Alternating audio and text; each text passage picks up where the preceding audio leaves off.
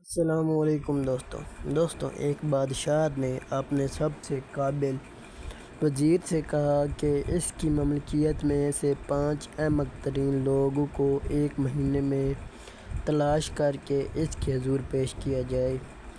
1 مہینے کی کوشش کے بعد وزیر نے صرف 2 احمقوں کو پیش کیا۔ بادشاہ نے ناراضگی کا اظہار کرتے ہوئے کہا، میں نے 5 احمقوں کو پیش کرنے کے لیے کہا تھا۔ وزیر نے کہا، حضور مجھے ایک ایک کر کے احمقوں کو پیش کرنے کی اجازت دی جائے۔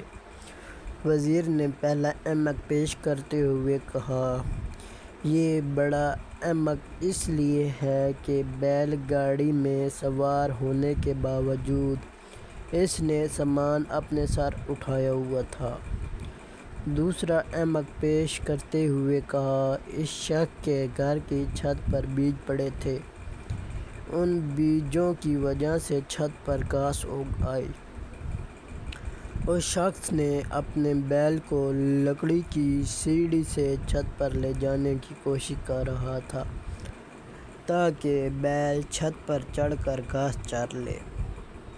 وزیر نے کہا، عالم جاہ، بطور وزیر مجھے اموار سلطنت چلانے تھے، مگر میں نے 1 مہینہ احمقوں کو تلاش میں ضائع کیا اور صرف 2 احمق تلاش کیے، اس لیے تیسرا احمق تو میں خود ہوں۔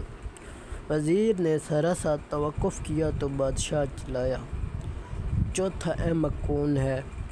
وزیر نے عرض کہا، عالم پناہ جان کی امان پاؤں تو عرض کروں۔ بادشاہ نے کہا، کہو، تمہیں کچھ نہیں کیا جائے گا۔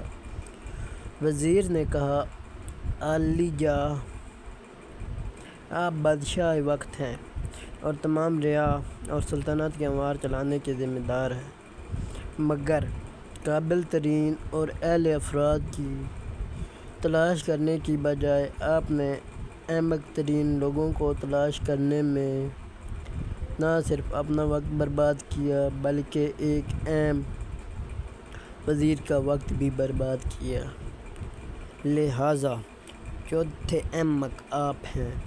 بادشاہ نے دھنکارتے ہوئے کہا، سوال کیا، اچھا اب بتا بھی دو، 5واں احمق کون ہے؟ وزیر نے عرض کیا، جہاں پناہ، 5واں احمق آپ خود ہو۔ بادشاہ شرمندہ ہو کر اپنے تخت سے اٹھا اور شرمندہ ہو کر بولا، اے وزیر، تم واقعی عقل مند شخص ہو، مجھے اپنی بے وقوفی کا علم ہو چکا ہے۔ تو دوستو، ہماری سٹوری آپ کو پسند آئی ہے تو ہمارے چینل کو سبسکرائب اور ہماری سٹوری کو لائک کر دیجیے۔